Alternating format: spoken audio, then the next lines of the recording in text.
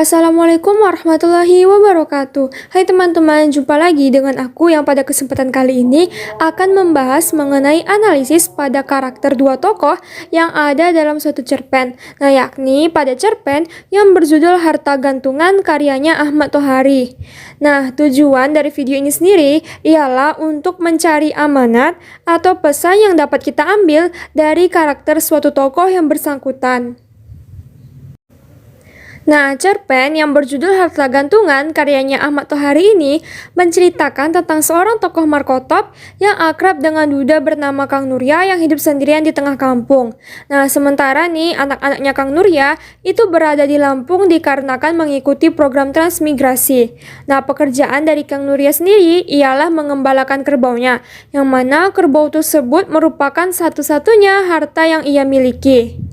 Nah, Kang Nurya ini dia dikenal dengan kepribadian yang cair dan ringan, namun entah mengapa secara mendadak berubah menjadi murung dan pucat. Yang mungkin saja itu dikarenakan penyakit yang ada di bagian tenggorokannya, yang bisa saja itu berupa tumor yang menyerang kelenjar tenggorokan. Nah, meskipun sakit nih, Kang Nurya dia tak pernah mau untuk pergi berobat meskipun sudah dipaksa oleh markotop. Nah, secara tak langsung, tindakan Kang Nurya ini berartikan bahwa untuk apa pergi berobat? Sudah tua begini, lebih baik menunggu aja menjemput. Nah, selain itu, ada alasan lain yang membuat Kang Nurya tidak mau pergi berobat, yakni dikarenakan jikalau ia pergi berobat, maka satu-satunya harta yang ia miliki, yakni kerbau akan dijual. Nah, padahal kerbau itu sudah ia wasiatkan untuk dijual jikalau dia meninggal dunia, guna untuk membiayai seluruh prosesi atau rangkaian acara kematiannya Kang Nurya.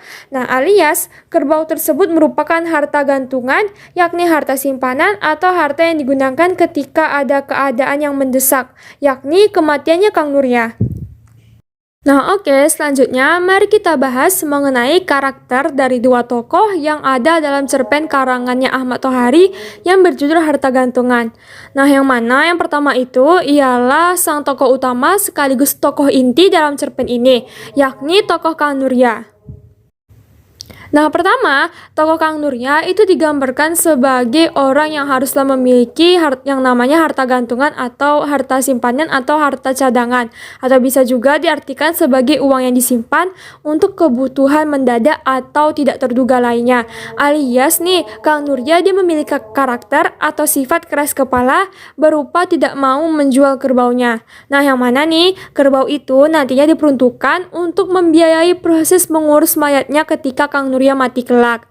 Nah, Kang Nurya ini dia takut jikalau kerbau atau harta gantungannya itu dia jual sekarang, maka kelak dia meninggal, dia tidak akan punya apa-apa, sehingga tidak ada yang mau mengurusi mayatnya, karena mengingat dia hidup sebatang kara serta dalam keadaan yang susah.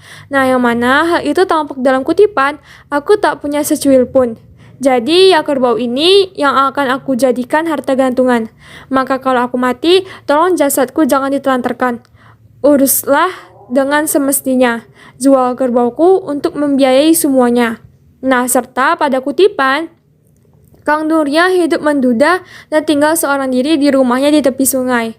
Nah, tindakan nih atau karakter dari tokoh Kang Nurya yang sangat menjaga harta gantungannya, yakni kerbau itu tadi, dikarenakan ketakutan yang ia bayangkan, yakni Kang Nurya takut di mana tidak akan ada orang yang mau mengurusi mayatnya. Dan jikalau harta gantungannya itu ia jual, alias Kang Nurya tidak punya harta untuk membiayai segala prosesi kematiannya.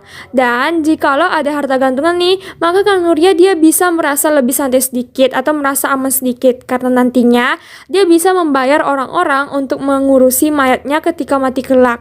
Dan secara psikologis, sikap tokoh Kang Nurya ini dia timbul atau muncul dikarenakan rasa kekhawatirannya kelak, atau bisa juga karena bagaimana kondisinya saat ini, yakni sebatang kara dan hidup berkesusahan. Kang Nurya dia menjadi haruslah siap siaga nih karena melihat bagaimana keadaannya tersebut, sehingga ia sangat menjaga harta gantungannya itu apapun yang terjadi. Nah, yang mana sikap dari Kang Nurya itu dipengaruhi juga oleh latar keadaannya, yakni seorang sebatang kara yang hidup dalam berkesusahan.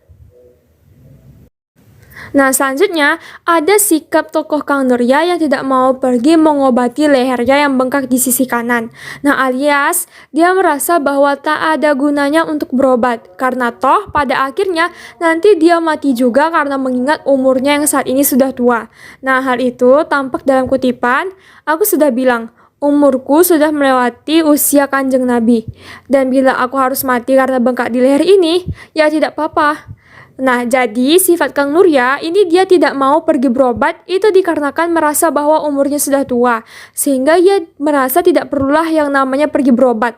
Lagi pula nih, Kang Nurya itu merasa tidak apa-apa jikalau dia harus mati karena bengkak yang ada di lehernya itu. Nah, selain itu, karakter tokoh Kang Nurya yang tak mau pergi berobat itu juga dikarenakan ia yang sangat menjaga harta gantungan yang ia miliki, yakni kerbau tersebut. Yang mana nih, kalaulah dijual guna untuk biaya pengobatannya Kang Nurya, maka harta gantungannya akan hilang, sehingga tak ada biaya yang bisa digunakan untuk prosesi kematiannya Kang Nurya. Nah, hal itu tampak dalam kutipan, "Yang penting aku masih punya harta gantungan.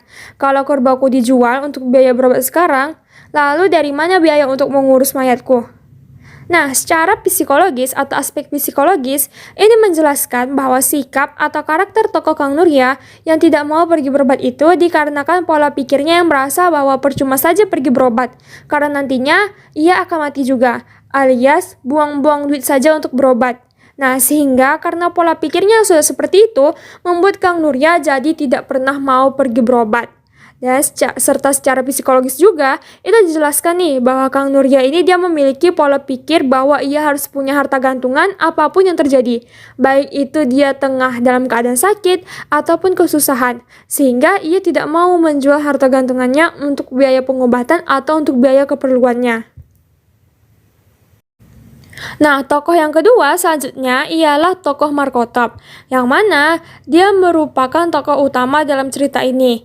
Nah, dia ini merupakan seorang pemuda yang memiliki karakter peduli dan sangat akrab dengan tokoh Kang Nurya. Nah, hal itu tampak dalam kutipan, "Berkarib dengan Kang Nurya selalu terasa cair dan ringan. Mungkin karena Kang Nurya suka tertawa." Nah, dalam kutipan itu, alasan dari tokoh Markotop bersikap peduli dan menjadi akrab dengan Kang Nurya itu dikarenakan keduanya sama-sama sering singgah di surau tersebut untuk menunaikan ibadah sholat. Nah, si tokoh Markotop itu singgah karena tambak dekat surau itu ialah miliknya. Jadi dia menunaikan sholat di sana. Dan Kang Nurya itu dia singgah juga untuk melakukan hal sama pula selepas mengembalakan kerbaunya di tempat dekat surau tersebut. Nah, hal itu tampak dalam kutipan, "Saya sering berada di sana karena saya pemilik tambak itu. Dan Kang Nurya, pemilik satu-satunya kerbau terakhir di kampung ini, punya kebiasaan mengembala ternaknya dekat tambak saya. Maka kami sering sholat bersama, kemudian lesehan dan ngobrol berdua di serambi." Nah, dalam teori psikologi, kedua tokoh tersebut dia menjadi akrab dikarenakan sering berjumpa di surau tersebut untuk melaksanakan ibadah salat zuhur ataupun asar. Nah, yang mana tentulah mereka bertukar tutur kata nih, terlebih mengingat bahwa kedua tokoh tersebut dia merupakan masyarakat desa atau kampung yang memanglah terbiasa untuk berbaur satu sama lain. Dan akan aneh jadinya nih jikalau keduanya itu tidak menjadi akrab. Nah, secara keseluruhan nih, maka kita mendapatkan sebuah kesimpulan yakni berupa amanat dari sikap atau karakter dua tokoh tersebut, yakni tokoh Markotop dan tokoh Kang Nurya dalam cerpen yang berjudul Harta Gantungan karyanya Ahmad Tohari. Nah, yang pertama dari tokoh Kang Nurya sendiri itu berupa memiliki harta gantungan, yakni ialah cadangan biaya untuk menyelesaikan urusan-urusan kematian bila si pemilik meninggal dunia, yang mana artinya itu bisa berupa harta cadangan atau simpanan ketika kita membutuhkannya dalam kondisi yang mendesak atau kondisi yang sudah dipersiapkan, sehingga pada saat kondisi itu datang, maka kita tidak akan keteteran alias panik. Nah, maka dari itu, sikap dari tokoh Kang Nurya ini patut kita contoh, yakni harusnya memiliki harta gantungan atau harta simpanan agar di kemudian hari kita tidak merasa terdesak atau keteteran. Nah, sedangkan amanat dari sikap Markotop yang dapat kita petik ialah hendaklah selalu menanamkan sikap peduli kepada orang lain. Nah, jangan sampai kita ini menjadi orang yang acuh alias tidak peduli. Karena sikap buruk tersebut nantinya hanya akan merugikan diri kita sendiri. Yang mana tanamkanlah sikap peduli kepada orang lain dan kepada diri kita sendiri. Nah, segitu dulu dari video saya kali ini. Terima kasih. Wassalamualaikum warahmatullahi wabarakatuh. Dan dadah.